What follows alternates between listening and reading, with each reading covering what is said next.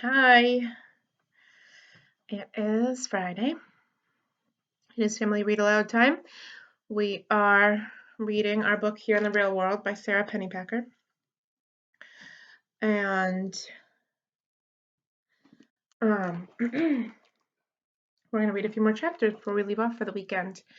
So I hope everyone's doing well. And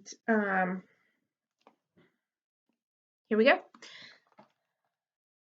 So if you remember, Ware is working on this old abandoned church lot with this girl Jolene.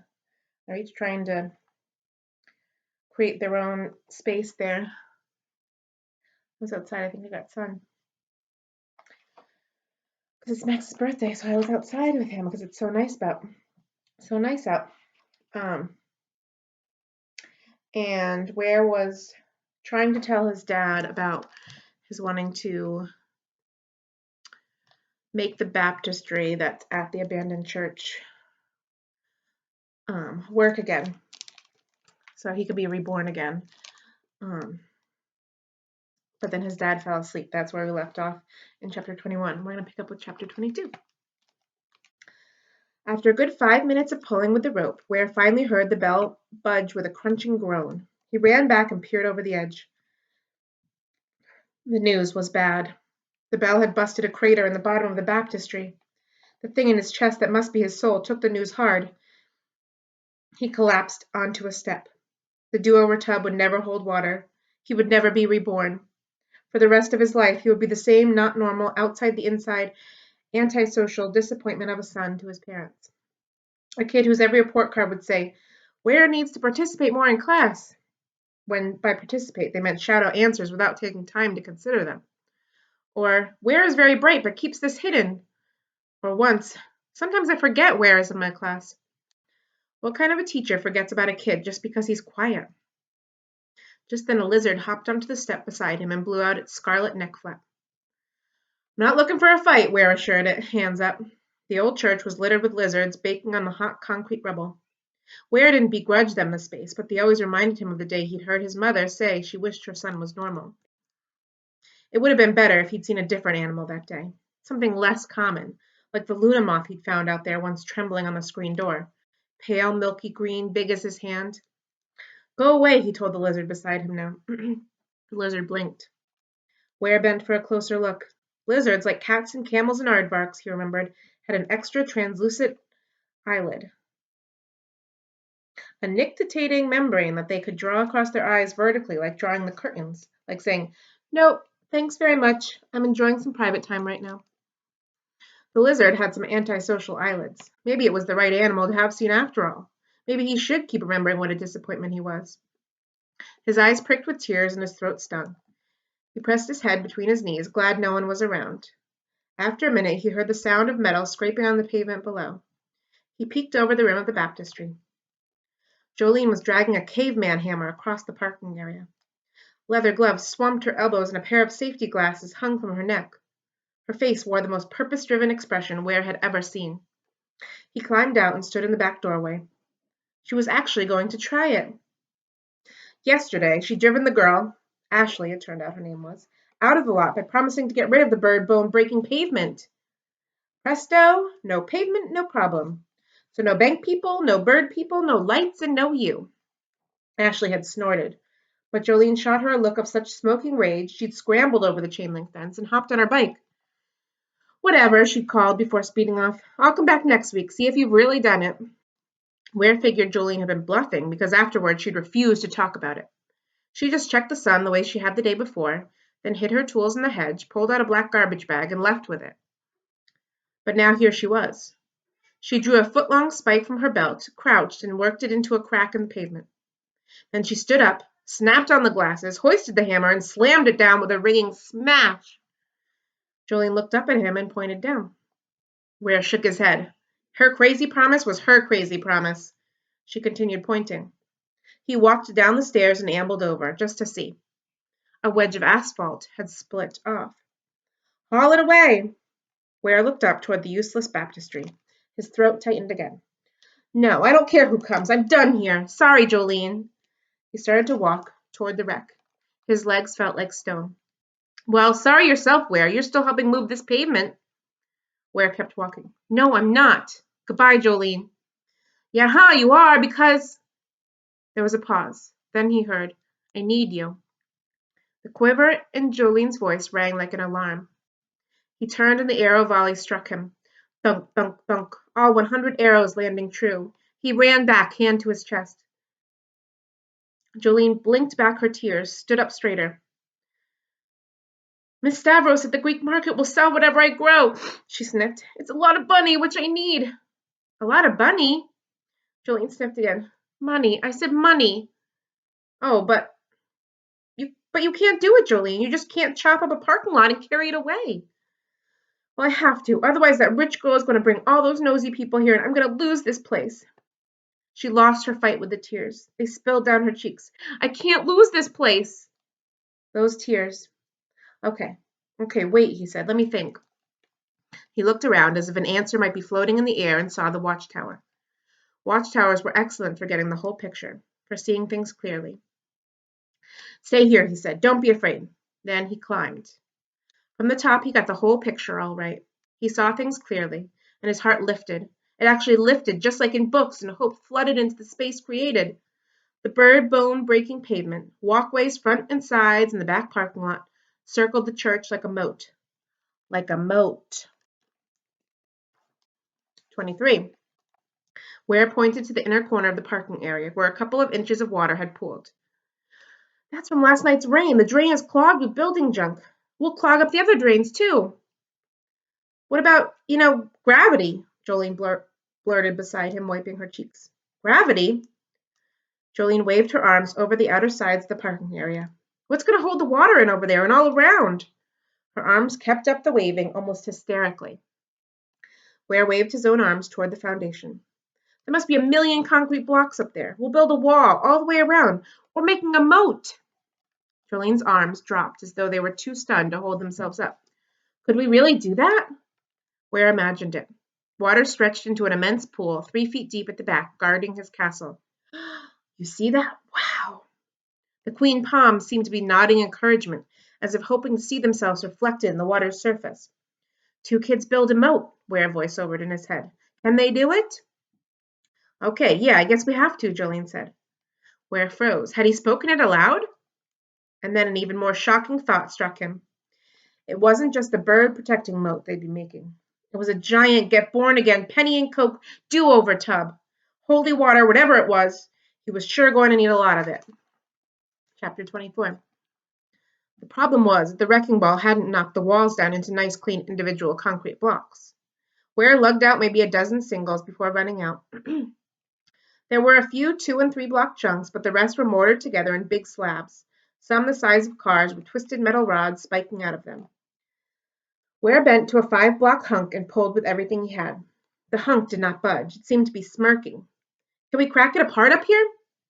Better not, Jolene decided. That front opening is pretty big. We can't let anyone see. Down in the parking lot. Ware retrieved his rope and tied it around the hunk. After 5 minutes of pulling together, they managed to drag it into the back doorway. After another mighty tug, it smashed down into the parking area. Ware followed, staggered to a patch of grass, and collapsed.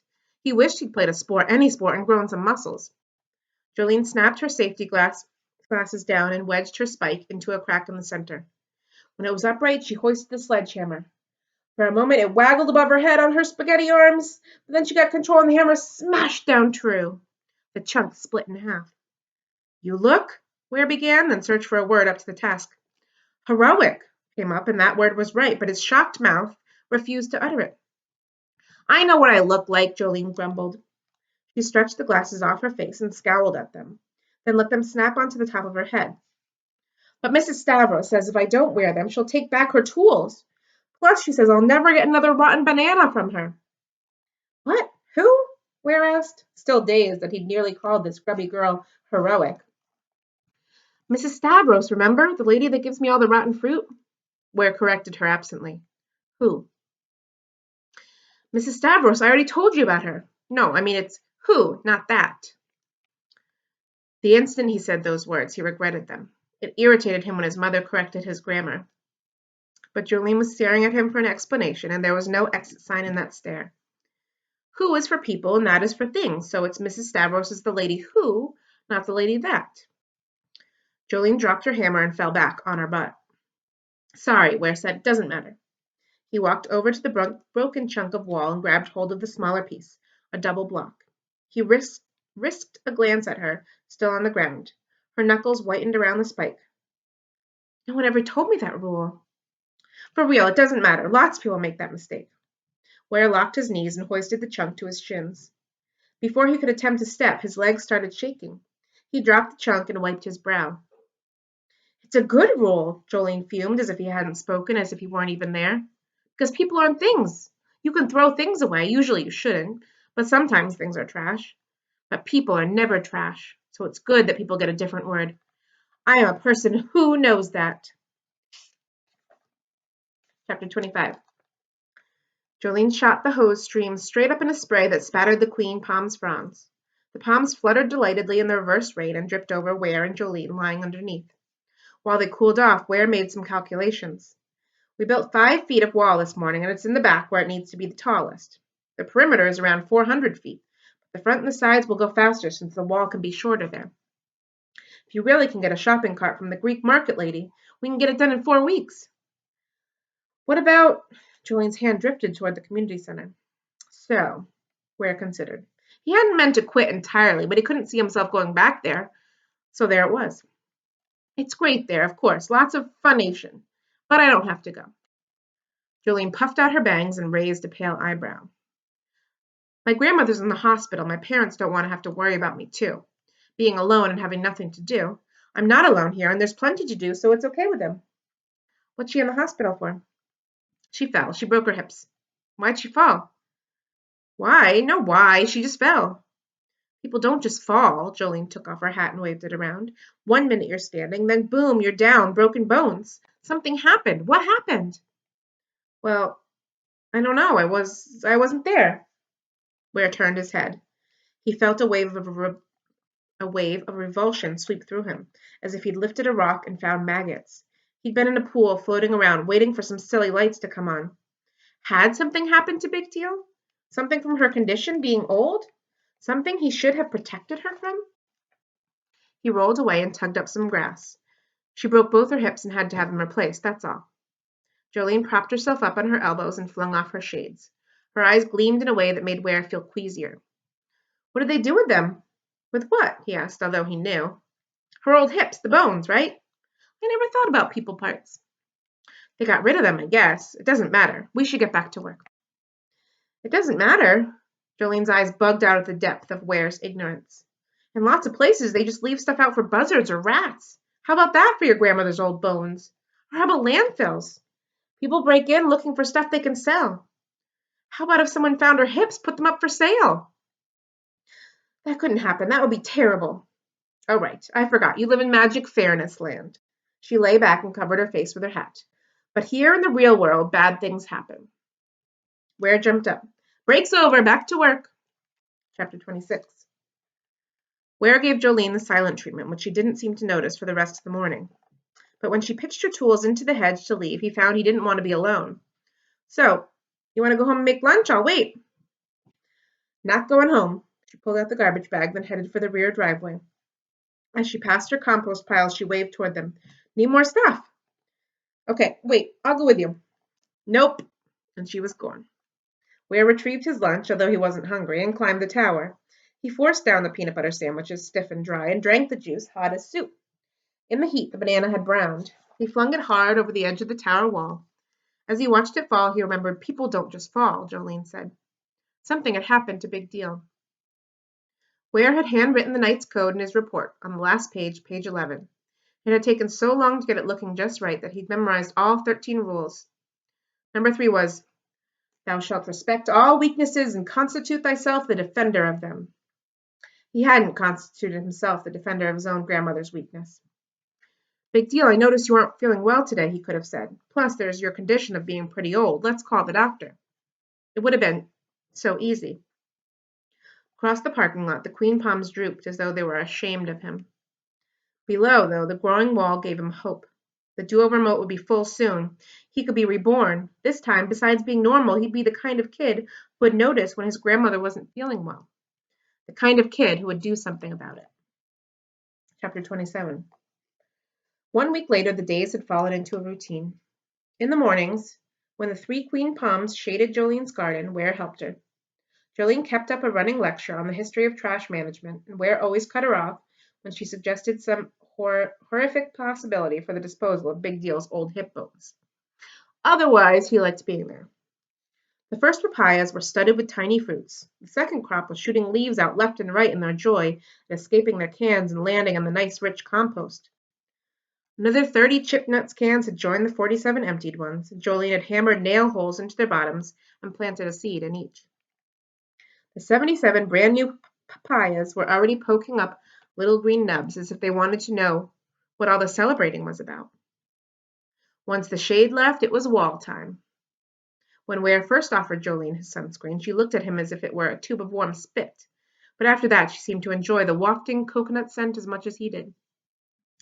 Together they lassoed big hunks of masonry and dragged them over to the edge. They kept the hose beside them and took long guzzles of the hot rubber-tasting water when the heat blasting off the foundation parched their throats to sandpaper. Jolene never gave up control of Mrs. Stavros' sledgehammer, and Ware always pretended this was a painful injustice. In truth, he was relieved. What if he couldn't swing it?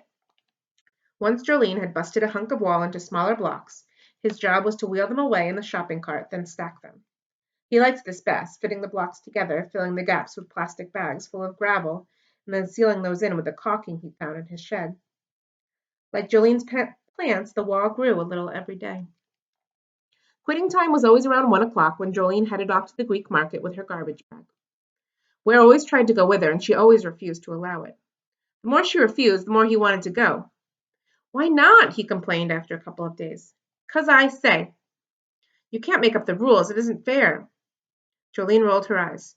There you go again, magic fairness land, and walked around him. He gave up after that. For the rest of each afternoon, he felt alone, but it was the peaceful kind of alone, not the lonely kind. He ate his lunch in the tower, then overlapped the new stretch of wall with garbage bags filled with gravel. He worked on a stained glass window or cleared and mopped an area of floor.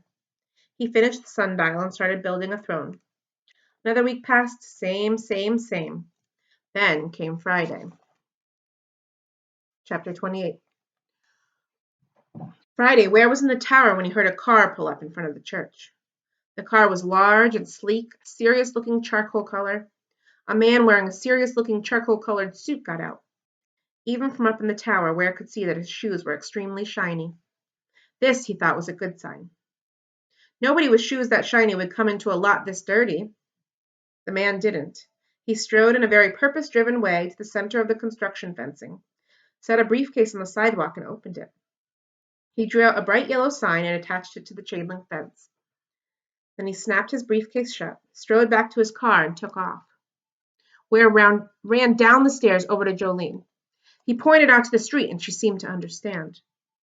The bright yellow notice was attached to the fence top and bottom, as if it wasn't going anywhere. Public auction, parcel number 788, zoned commercial, 3/4 of an acre, coming this fall. Ware glanced at Jolene beside him. Her face wore a look of terror. He clutched his chest at the full 100-arrow volley. It's okay, Jolene, it's going to be okay. Jolene shook her head at the empty words, kept on shaking it. After a moment, she turned and ran down the street to the backyard of the Greek market. He watched her shove through the bushes and disappear. Standing alone on the wrong side of the fence, Ware felt exposed. He climbed back over and headed up the front walkway in shock. Everything looked different now. The wrecked church, the growing garden, the whole lot all looked fragile. They looked as if they were begging for help. His eye caught a flash of metal from under a holly bush near the drawbridge. Ware crouched and found a surprise. An A-frame sandwich board. He dragged it free. Spelled out in black plastic letters on both sides of the sign was a message. Be not afraid. And it was back in his head, the fear on Jolene's face when she'd read the auction notice, complete with another thunk to his heart. Ware carried the sign around to her garden and planted it beside her papayas. Be not afraid, Jolene. We're going to do one more for tonight. Chapter 29. What's this supposed to mean? Jolene's hands were balled on her hips. Ware took a step back. What it says, don't be afraid. Jolene's knuckles whitened. Who says I'm afraid? Come on, I saw your face when you read that sign. She looked over to where the notice gleamed. Her whole skeleton seemed to collapse. They'll never get ripe. I'll never sell them and get the money I need. I was so stupid. She kicked over a papaya seedling. Ware hurried to tip up the can. He patted the soil around the little plant as best he could. It isn't right. We made this such a good place. Jolene shook her head in disgust. Maybe in Magic Fairness Land the right thing happens, but not here. She kicked over another can. I'm not going to leave them here to get killed by a bulldozer. I'll do it myself. Stop it! Jolene didn't. She kicked another one and another. Then I'll have to go get some jobs. No, Jolene, we won't let it happen. You won't lose this garden. What are you talking about? What was he talking about? Ware suddenly saw page 11 in his report. Number 12 seemed to be lit up. Thou shalt be always the champion of the right and the good against injustice. That's what he was talking about. This was injustice, all right. He needed to be a champion of the right and the good. This was, in fact, the purpose that would drive his life, he was suddenly certain. He pulled himself up tall. I won't let it happen, Jolene. I will save your garden. Jolene snorted. How are you going to do that? I don't know yet, but I will. You won't lose your garden, I pledge. You pledge? Promise, I promise. For real? For real. Jolene eyed him hard for a long time. Then she carefully righted the cans. Her hands, as she patted the plants back into place, looked like she was praying. When she walked out of the lot, Ware was left alone with his vow. It was insane, impossible to keep promise, of course. But he didn't care, because when he'd made it, his heart, which he suddenly understood had been useless up until now, just killing time pumping his blood around, his heart had lifted right out of his chest as if it had been reborn as a bird and was now soaring somewhere near the top of the watchtower. And the view from there was terrific. And that is where we're going to leave off for today. We will pick up with chapter 30 on Monday. I hope everyone has a safe and happy Memorial Day weekend. And we'll be back on Monday. Okay? Bye.